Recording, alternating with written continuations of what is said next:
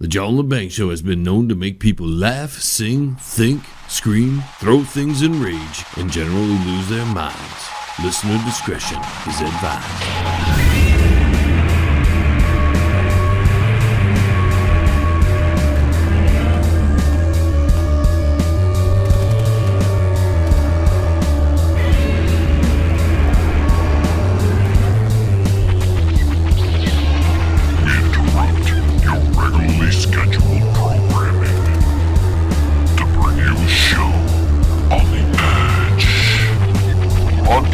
Worldwide and out to the greater universe, you're listening to the John Lebang Show.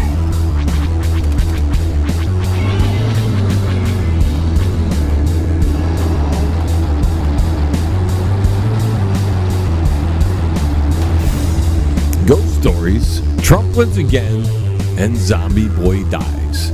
Those are just some of the gallimaufry we'll be discussing this hour. Welcome back, folks. John Lebang here. Thank you for joining me. Episode 352. Hope you had a great Halloween, or season, I should say, as some of you are listening to this either on Halloween Day, day before Halloween Day, which here in Detroit, we call Devil's Night, or we used to call Devil's Night, but because the whole world has become politically correct, we have to call it Angel's Night. So the angels will be out tonight burning down buildings, and the rest of the city will be trying to stop them. In fact, that's pretty much been curtailed. That was a big thing back in the 80s and even somewhat into the 90s. People would just set the city on fire on the night before Halloween. So, it was something to do, because there wasn't a whole lot to do in Detroit back then. The city was in decline. They say it's growing now. You go downtown and you can see it looks great in the downtown areas. But you still have that ghost town. It's not really a ghost town, folks. I don't want to call it that. It's pretty much one giant wasteland of really old buildings that are out of date, falling apart, decapitated, deprived areas. I don't know how you decapitate a building, but hey, you just take the wrecking ball and take the top out of it. Although, a lot of the buildings before this great renovation of Detroit were decapitated of windows and other items. I mean, these were just barren bone structures of buildings, and some people are buying up these landmarks and renovating them. So that's good for the city. But when you think they put 50 or 60 years into the complete demise of the city, it's going to take a long time to get that back. And we have a sewer problem that nobody's talking about, and I can't wait for that to be a huge topic of discussion in Detroit. We already know the Detroit schools are falling apart, and the plumbing and just everything's so old there because the politicians of yesteryear really took all that money that was in the city and did the Kwame thing. I don't know how I got on that. I was trying to relate that to Ghost because of the ghost town, but then I realized that you can't call it a ghost town anymore because there is some revitalization going on there. But I was trying to segue into some ghost stories, being that some of you are listening to this prior or on the day of Halloween, depending on when you're tuned in and what station you're listening to us on. Or you're listening just after. And I'm not a big believer of ghosts. I can't prove they exist. Although, you get those ghost hunter, especially the YouTube channel ones are pretty funny. You get the professional ones, that's made for TV stuff. So they know how to keep the suspense going and all that, but they have that little music. Boom, boom, boom, boom, boom, boom, boom. Keep it going. Ghost stories. Boom, boom, boom. And you're watching, and you don't see anything. It's usually like dark in a black and white kind of setting because they're filming at night. Boom, boom, boom, boom, boom, boom, boom. And then maybe if they play something back, because did you hear that? Oh, we got to play that back. Had some experience in my lifetime. And if you out there have a ghost story that you'd like to tell, I'd love to hear it. And I figured in this first segment, before we get into the heart of the show, because a lot of you want to hear all about politics and what's in the news, and we'll get to that. But I'm trying to hold that off for a minute. So one ghost story I have, and it was something my grandparents would tell me about. They had this little chapel that they had built out of a garage. In fact, I have a very interesting family history as it relates to coming to the States and where the family progressed to. But they had this garage kennel thing that they had converted back in the early 70s into this religious chapel, non-denominational place of worship.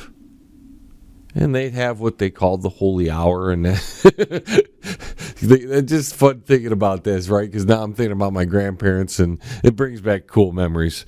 But they had this thing called the holy hour, where I swear, every old person in the neighborhood and in the surrounding neighborhoods, because my grandparents, they knew how to market.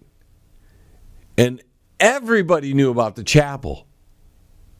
I remember them getting little letters from even the Pope way out in Rome, and archbishops coming in from all these different countries all over the globe to come to the chapel. Because for some reason, my grandparents were the masters of marketing. I learned a lot from them on that end as well. But they would tell me these stories of these. I should get back to the holy hour before I get to the stories. Yeah, I'm just postponing the stories a little bit. Suspense, folks. Suspense. With the holy hour, every old person in the world would show up there. And they'd do these little, they're like a group of prayers. It wasn't church, because there was no priest up there giving you a sermon or anything. It was just a bunch of people getting together in these pews that were made from, if you people in Michigan would remember Gibraltar Trade Center, they had a woods carving guy in there that made all their pews for them. And they were original. They still have them to this day. The pews are great. It had the thing where you could kneel and all that. Because my grandparents, Roman Catholic, Orthodox Catholic for the most part. So they're, even though it was non-denominational and they didn't cater to one or the other religious orders, they still had flavors of that Catholic thing going on there. So one night they're having this holy hour. And this is a story they told me, so of course this is secondhand information. But I was around at the time. They saw a figure. There's a lot of weird stuff that happened at the chapel. Just a lot of stuff. But apparently a figure gazed in through the window. They had these like the colored glass that the churches have. They had something similar. It wasn't the same because they didn't have the money to get the really nice colored pane glass or whatever they call it. But they had something similar that was more economical. And apparently a figure popped in looking through the window. Ooh. And it startled, and a couple of the men went outside to confront the person. And the story is he walked toward a tree as they were moving towards him. And when he got to the tree, he disappeared behind the tree. And apparently they had searched all around the whole. Everybody came out of the chapel and they were all searching the grounds then. Like, where'd this person go? Nobody could figure it out. I know there were plenty of strange things that happened there. One time, and of course, I don't have a particular belief. If anything, I'm on the agnostic level when it comes to ghosts. I don't know, right? But there was this one time, felt this figure, the same place too, same place, this figure in the room, because I used to stay there. And the chapel was next door, it was made out of the garage, and then the house was right there. And my grandparents stayed there, I stayed with my grandparents. There was this one time I felt like a figure in the upstairs. This dark figure in the room. I mean, I hid under the covers. That's how menacing it felt. As you look back, you think it's all in your head, right? But at the time, it was menacing. And it took me forever to fall asleep. And I remember, I was woken up like a shot. Boom! Like I was thrown back into my bed. I was sitting there. I felt like I was floating. It's a really weird sensation. I attribute that to a dream. That's what I'm going to believe. I don't want to believe a ghost had levitated me in a room. You don't want to believe that. We don't need exorcism for John. But it was like, boom, I felt like, I woke dead up. Boom, what? And I was scared to death. Because that figure, that menacing feeling felt like it was still in the room. And I remember hiding under my covers the rest of the night. Once light happened, I went downstairs. And it took me over 2 weeks to go back into that room at night to sleep. I would sleep downstairs on the recliner. We've got a few minutes and looks like we have some calls coming in, so why don't we get to them and see about your ghost stories. Our first one comes from our affiliate, 24.7 The Stream. Pepper is listening to them in Chicago. Go ahead, Pepper. Baby Daddy number 9 was the ghost of Michael Jackson. The ghost of Michael Jackson. Oh, honey, he'd always give me the thrillers. Okay, Pepper, thanks for your call. Our next call goes out to Moscow, Michigan. Boris, tell us about your ghost story. I was just minding my own business in my apartment here in Moscow when I heard this sound coming from the room next door. So I go outside, I tiptoe, go outside like this because I'm very scared, sound spooky. Like, ooh, type thing. So I was like, okay, so I go over there, and I look in my neighbor's window, and you don't believe what I see. Ugly American woman. That does sound spooky. All right, thanks for your call. We've got time for one more call before we go to break, so we're going to go out to Pedro, listening to us on Radio Love in California. Hey, man, I think I saw a ghost, man. Tell us your ghost story, man. Yeah, out in the desert, man. I was over there crossing the border for like the 3rd time, man. And I think I saw the Ghost Rider, man. Ghost Rider? Yeah, he was on a motorcycle, man. Flames burning and everything, man. You mean like in the movie Ghost Rider? I asked him for a lift, man. Okay. Thanks for your call. We've got to take our first time out, ladies and gentlemen. Hey, Uncle Shady, where are they going? Hey, you, get back here. The John Lebang Show will be right back. Does your house need a paint job, but you don't want to do it? Then call Tom at Quality One Painting. He can handle all of your interior and exterior painting needs. He gives free estimates and senior discounts. Call Tom at Quality One. 313-982-2986. That's 313-982-2986. Quality One Painting. You're listening to the John Lebang Show. It's better than an Eye convention. And here comes Trump doing it again, out of nowhere. You've got to give the guy credit. Just 2 weeks ago, he was there pulling, or telling us he's pulling our troops out of Syria, which he really didn't. He just moved them. Turkey comes in, the Kurd thing happens, blah, blah, blah. We know what happened there. And he does this. No wind of it in the media. There were no leaks. He didn't tell anybody. He just went ahead with this small cabinet group and took out probably the biggest individual target since Osama bin Laden. And you got to love it. Because the Dems aren't happy. They can't give the guy credit for one thing. Obama couldn't do this. He didn't do this. And in fact, ISIS grew under Obama.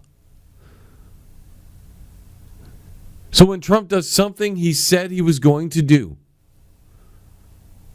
I mean, he destroyed ISIS with the help of the Russians and the Kurds and whoever else was involved with that. He destroyed ISIS back in March. Just a couple weeks ago, he said, we're going to get out of Syria. We're going to start moving the troops over to the oil fields. We'll talk about that in a minute. And out of nowhere, he pulls out maybe one of the greatest presidential strategic attacks on a specific target in the history of this country. The way the operation has been described, I don't know if you ever saw the movie Air Force One, where they went in and got that Russian guy and brought him in jail, all the special operations forces. And the funny thing is, you've got Pelosi and the Democrats. They were upset because they weren't informed. Here they are. They're holding secret meetings behind closed doors.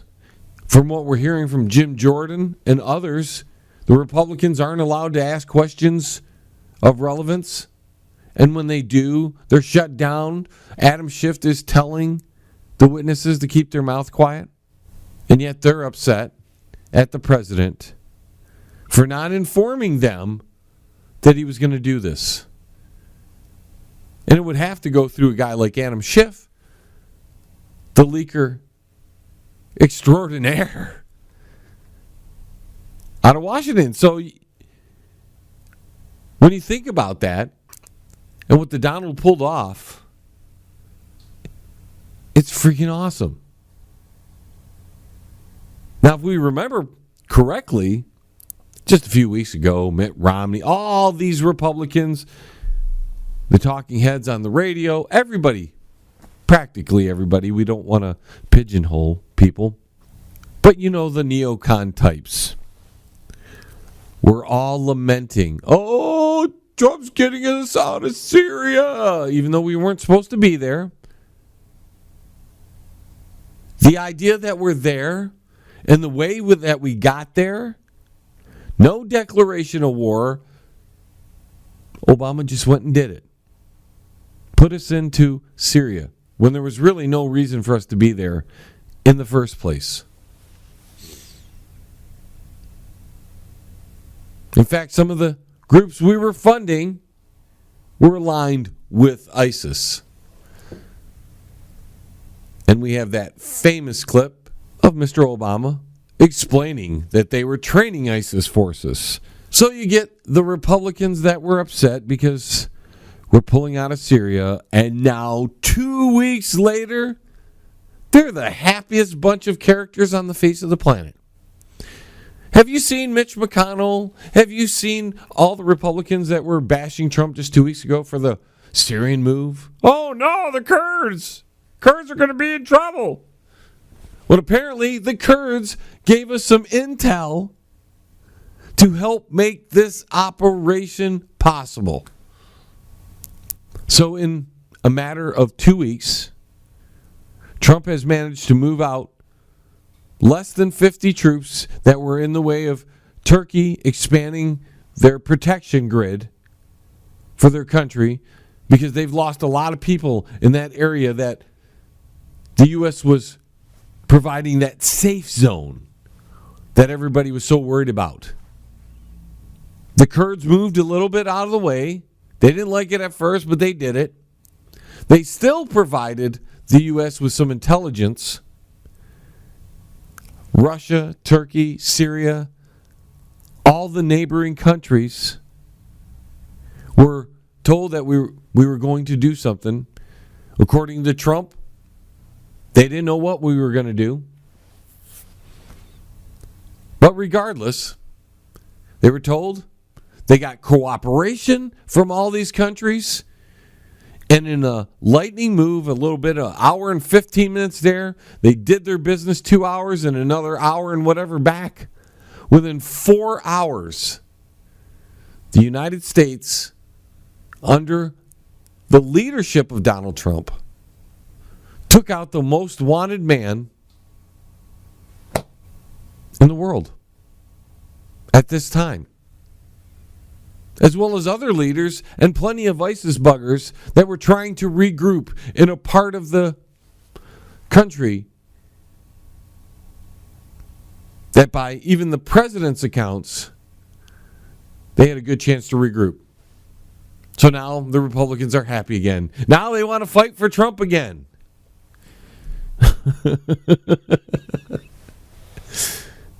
You know, one of those guys that was, we'll say, lamenting the fact that the pullout was happening, the less than 50 guys off of a border state that is not our border, which is very ironic. Our soldiers have to patrol borders between other countries, but we, because of blockages from the congressional side of the government, we can't put our own troops on our own border.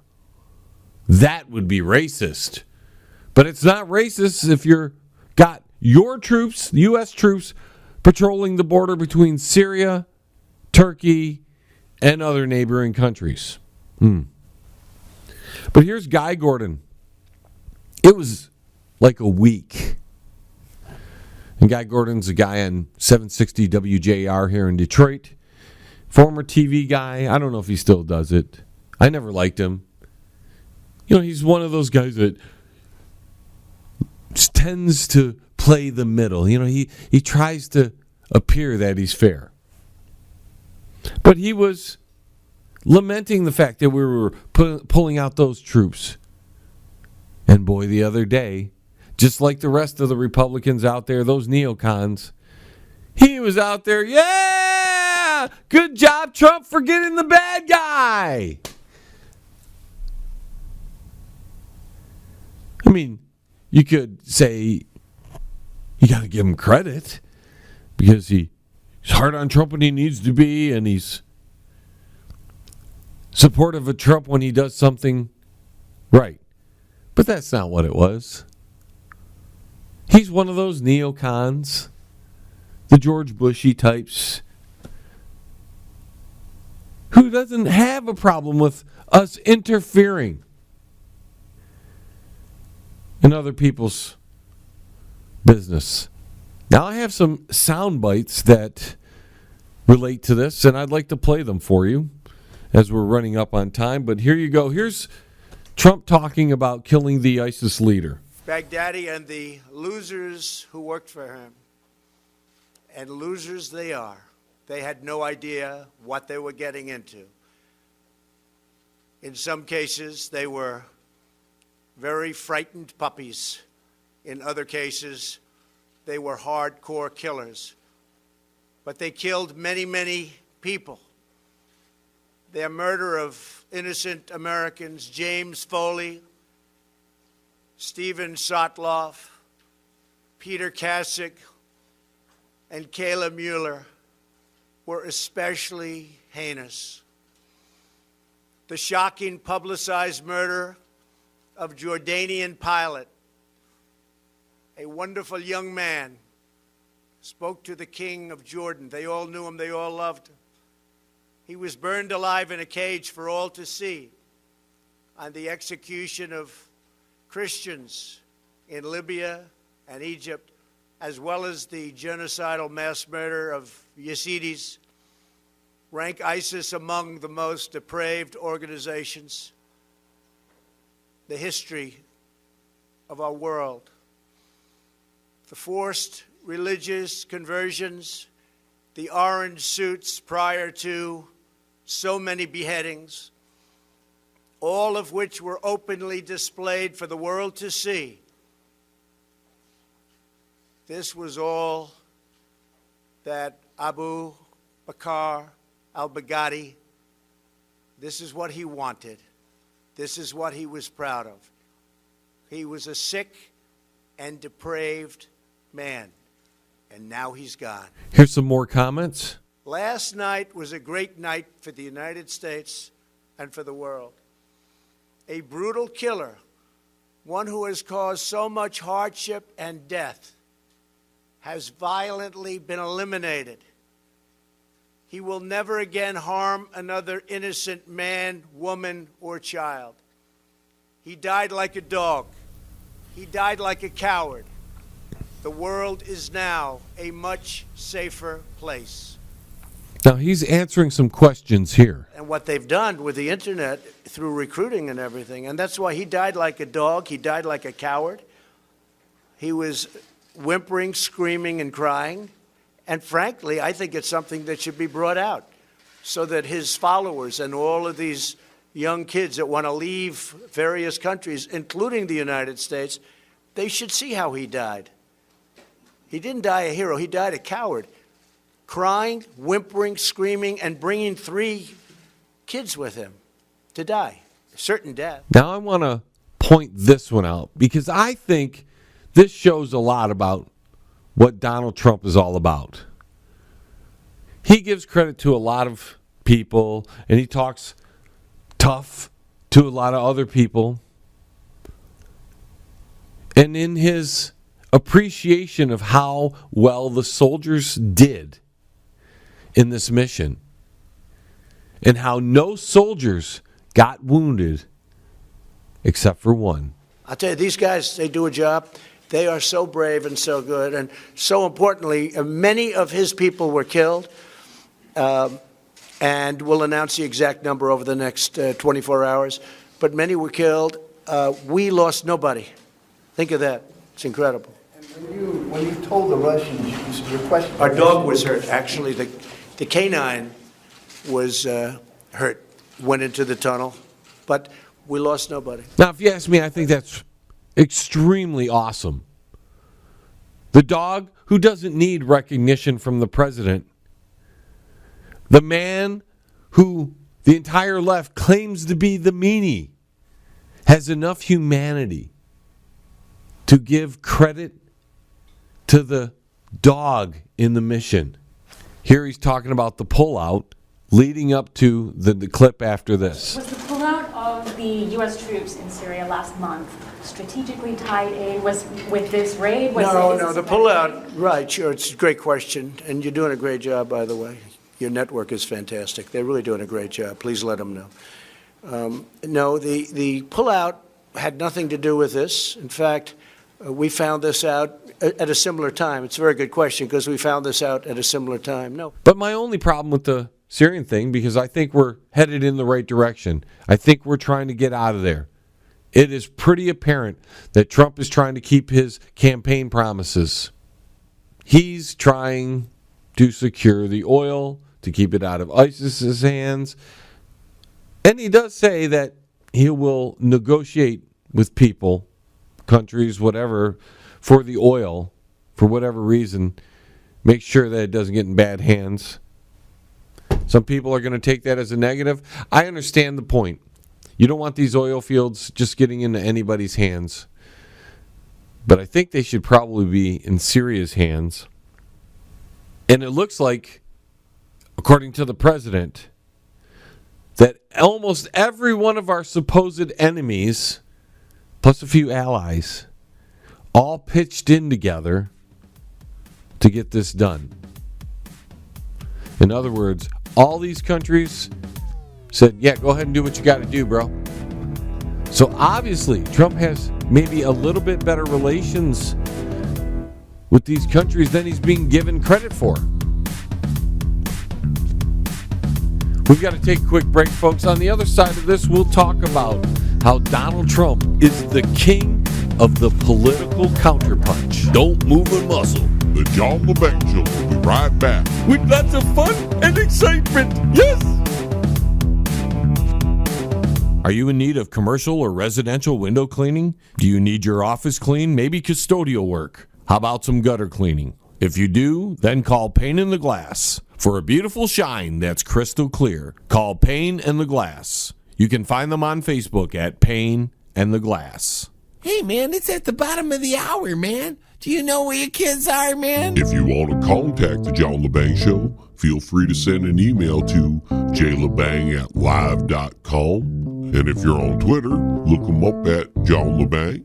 And don't forget to go to his Facebook page at The John LeBang Show. Banger. Now here's John. Is Donald Trump the king of the political boxing ring? Well, I think he is.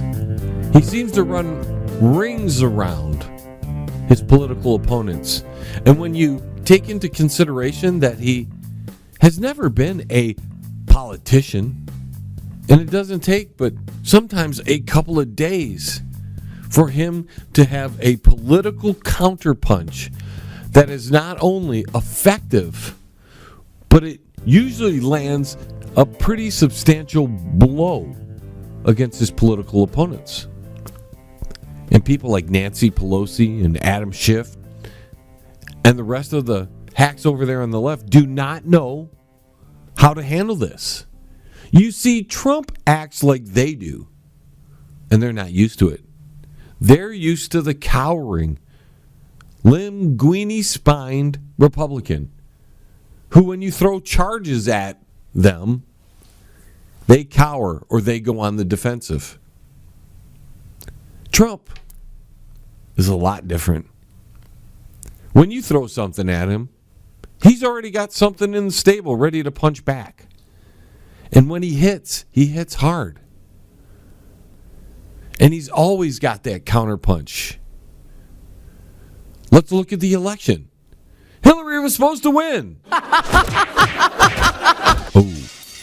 Oh, Hillary's down. She's got a lot to hide. Then we've got Russian collusion. Trump wins in a knockout. Chill out with Kim Ding Dong in between rounds.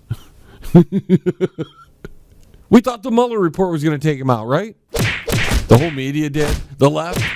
Oh, no, they didn't take him out. There was nothing. Obstruction, like a kick in the balls. Nothing there. The latest thing they've unzipped is the quid pro quo.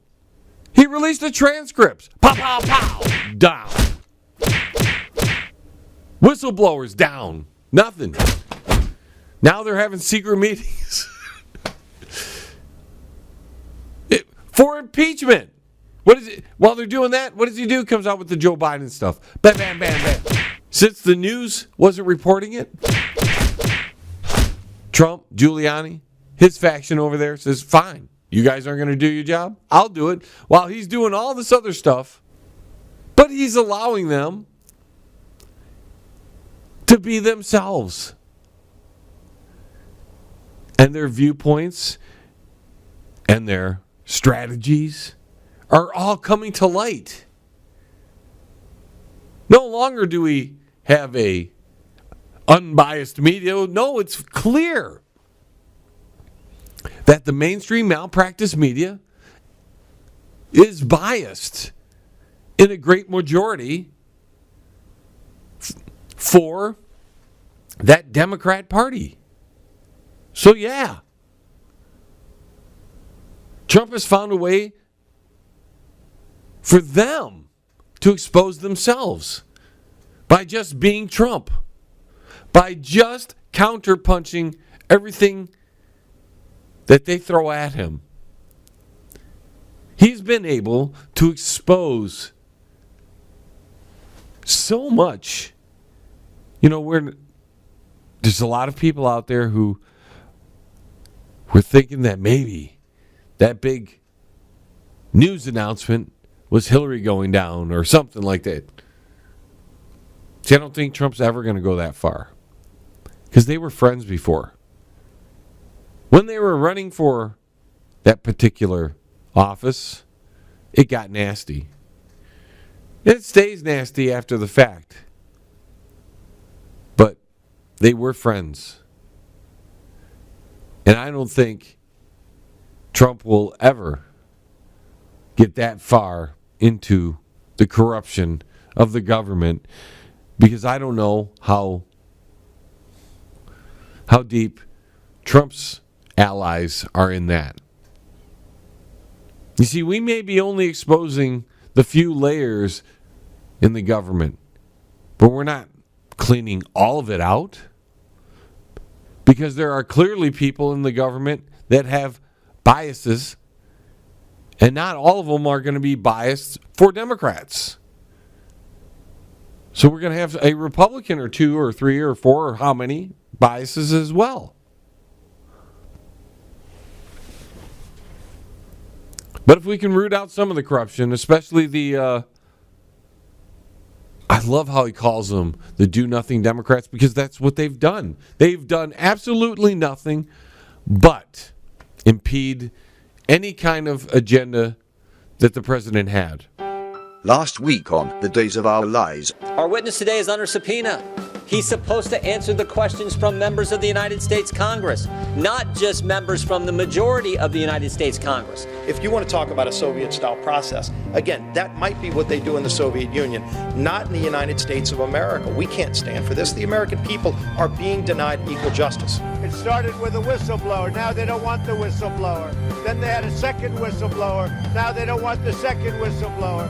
Wow, Trump missing an opportunity to unite the country has kept up his attacks on Democrats, defended his decision to keep them in the dark about the raid this weekend, accusing them of being so untrustworthy that they would put American lives at risk. Now, the continuation. Defying White House orders, an Army officer serving with President Donald Trump, National Security Council, testified to impeachment investigators Tuesday that he twice raised concerns over the administration's push to have Ukrainian investigate Democrats and Joe Biden. Notice in that little tidbit from the mainstream media that they didn't say anything Trump did was illegal, because it wasn't illegal. And this Alexander Vindman,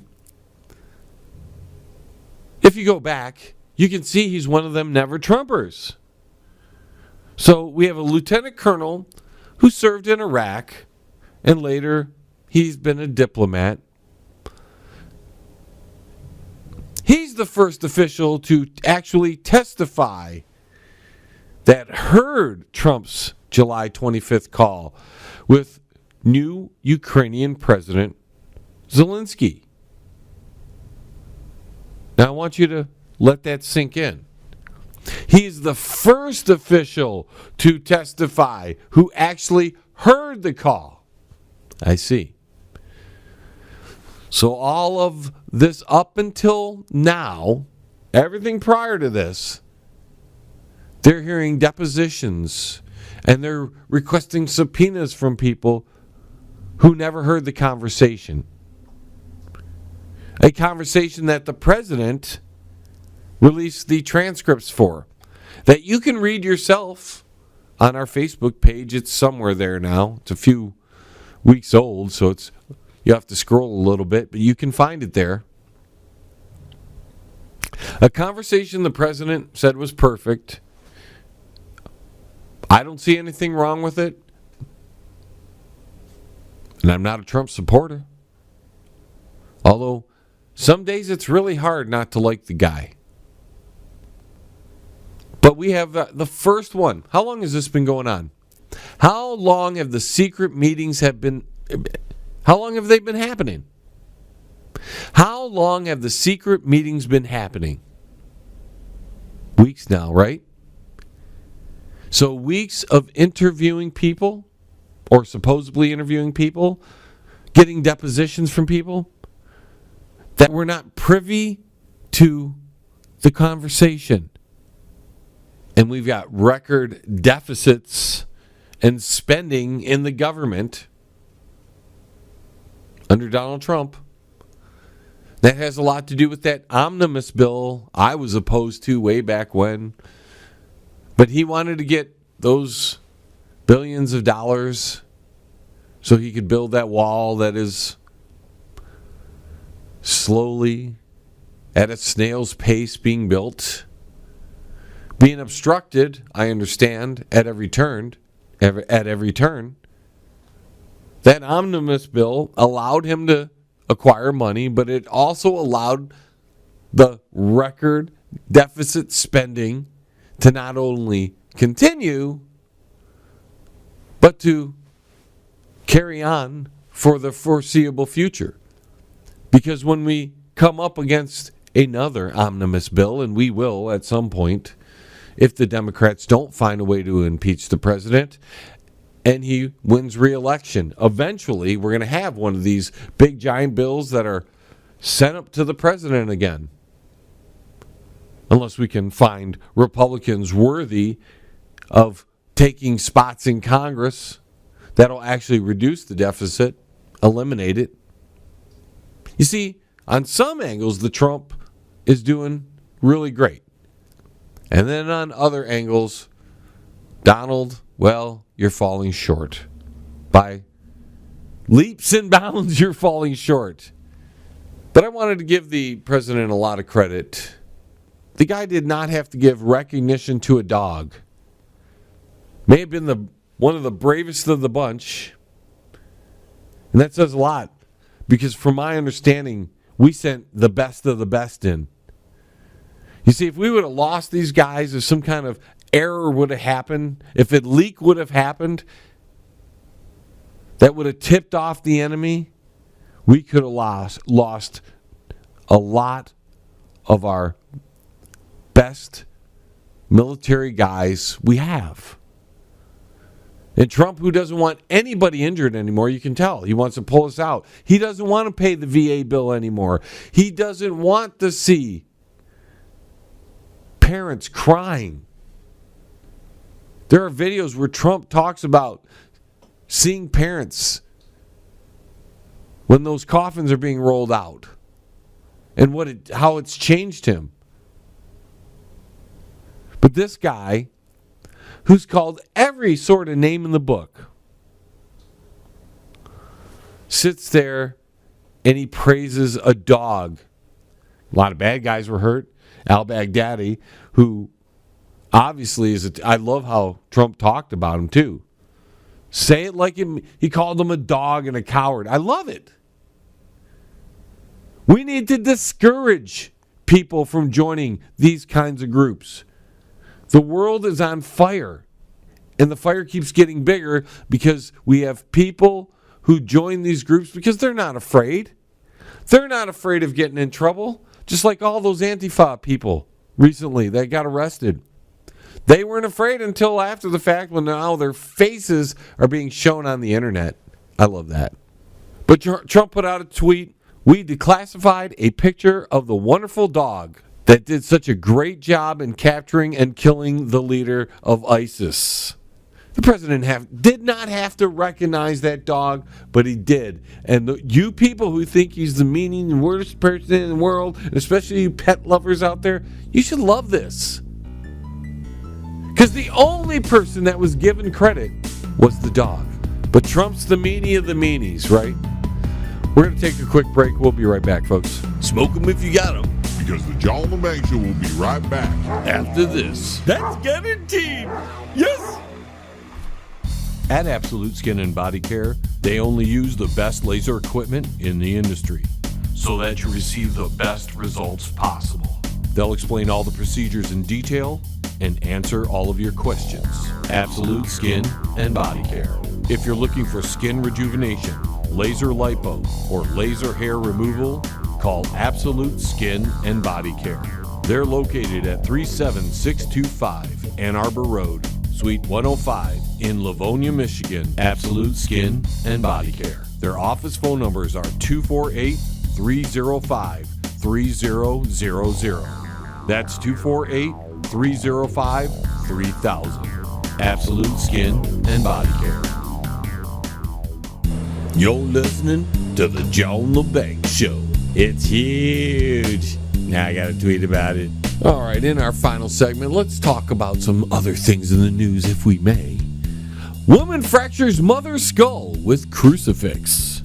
This woman, Christina Scumbag Martinez, 25, had been out drinking when she returned home Sunday afternoon to her family in San Antonio and began quarreling with her 45-year-old mother.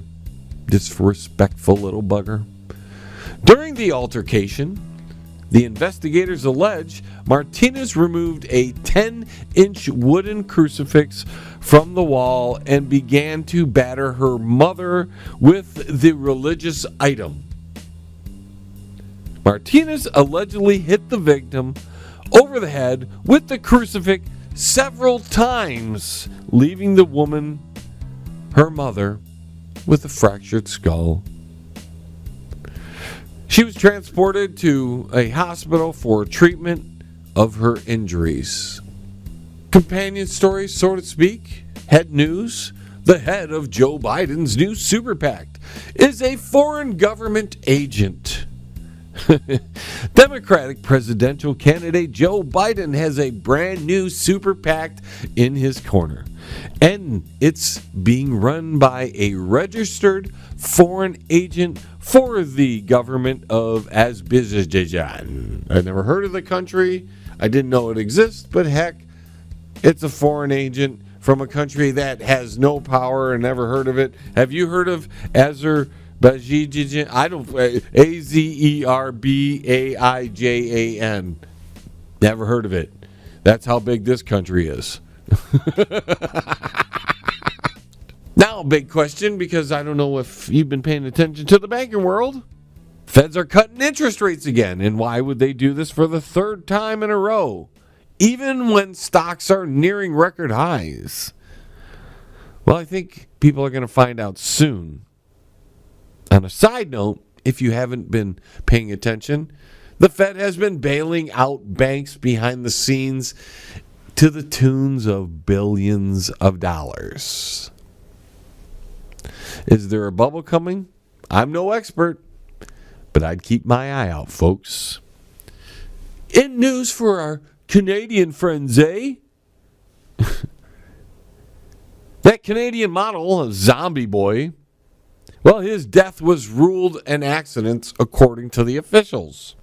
Rick Genest, he died of head trauma after he fell from a balcony on the third floor of a Montreal apartment building. According to the coroner, Melissa Gagnon, she is saying that it was an accidental death, him falling from a balcony. Ooh. The Genest's body was found on August 1st, 2018. At the time, several Canadian media and his good friend, Lady Gaga, a friend of the model. You see, this guy was a model. And Lady Gaga kind of made him popular. Well, this guy who had, 90% of his body in tattoos, maybe even a little bit more. His head was shaved bald, and you could see a tattoo of the brain, and his face had they made him look like a zombie with tattoos all over his body. People actually wanted to film this guy. Well, apparently he fell to his doom while being drunk, maybe stoned. They found weed in his system or THC in his system. To his doom, he fell. But what I want to know is, why was this guy popular? Was it because he had a friend in Lady Gaga? And can you imagine who Lady Gaga must hang out with if people she's promoting are people that tattoo their whole body to look like a zombie? You can do whatever you want, ladies and gentlemen. I don't really care. But I'm going to question you if the tattoos get excessive. I'm going to question you if anything gets excessive. And a person who would tattoo their whole body, including their face, to make themselves look like a zombie, and then somehow people would want him to model. I guess they would model Halloween stuff. You're not going to model for Macy's or anything. I don't think he's going to be filming for Victoria's Secrets even if he identifies, but I think he identified as a zombie. In other news, since he had his brain out there, I thought this would be a companion story. Scientists fuse brains with AI implants to give people superhuman intelligence. And hopefully, when they get those superhuman intelligence rocking, they'll make better choices than to have their whole bodies tattooed. It's getting very strange out there, folks. In the 21st century, coming up on 2020, never in my day would I have thought that we would have people being called models who tattooed 90% of their body to look like a zombie. And their death by falling off a balcony would be considered an accident. In other news, average commute time reaches a new record low last year. The average American commute grew to just over 27 minutes one way in 2018. A record high according to data released in September by the U.S. Census Bureau. I don't know about you folks. I've heard about the census and that it's happening. Ain't nobody come knocking at my door asking me questions. I haven't heard a dang thing. Nothing's been left on my door. Nothing. So I haven't been censused. Maybe I'm not qualified to be censused. Maybe you have to be an illegal alien or a minority to be censused. And because John doesn't technically fit into any of those categories, I'm not an actual person. I get it now. I'm not an actual person, and I can't be censused. Since we're talking about the census, we have new data coming in from the census that we have a record 67.3 million people who speak foreign languages at home. Over 50% of them are in 90 big cities. 59% are in one city. If you can guess that, I'll give you a prize. I'll tell you at the end. But I don't think you can get, well, maybe you can. The Census Bureau data shows that homes that do not speak English as a first language grew 7 times faster than those that did. You understand what's happening, folks? How could that be happening? Do you ask yourself those questions? This data, analyzed by the Center for Immigration Studies, found that the top 5 American cities, on average, of 48% speak a foreign language at home, mostly, get this, folks, Spanish and Chinese. Red Dawn, anybody? Just saying, can we continue here? And in the 90 major cities that have the majority of these non-speaking people, more than half speak. More than half of the people in those cities, 90 cities, don't speak English as their first language. How could that be? I wonder. Why is there a forced culture change? Because that's the only explanation for this.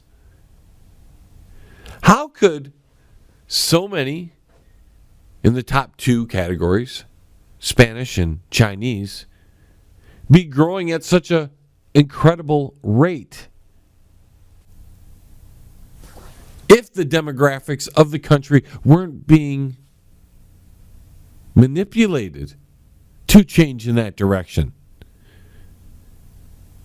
Is this Agenda 21 or the new Agenda 2020? This can't be by accident, folks. This is purposely allowed to go on. And who would do that? I wonder. Some more stats. In America's 5 largest cities, just under half, 48% of the residents now speak a language other than English at home. In New York City, that figure is 49%. In Los Angeles, it is 50%. In Chicago, it's 36%. Houston, 50%. Phoenix, 38%. Nearly 22% of U.S. residents speak a foreign language at home, more than double the 11% who did in 1980. This is not forced upon us, is it? These people coming to our country speaking foreign languages who are not entirely assimilating. And don't get me wrong, folks, we spoke French at home with my grandparents. Okay? I understand at home you speak the language you're accustomed to. But at these numbers, there's going to be no more American. America's not even going to speak English in 20 years. Languages with more than 1 million people who speak at home in a different language. Get this, Spanish, 41.5 million. 41.5 million. No immigration crisis there. Chinese, 3.5 million. Tagalog, some other. And then we have other languages at 1.8 million, 1.5 million, Arabic at 1.3 million, French at 1.2 million, Korean at 1.1 million. There are now more people who speak Spanish at home in the U.S. than in any other Latin American country, with the exceptions of Mexico, Colombia, and Argentina. And in our final story, anger is growing. Anger is growing in California because they got no power. Because the electric company is cutting them off because there's fires all over the place. Folks, we're up against it. Man, we ran into this one quickly today.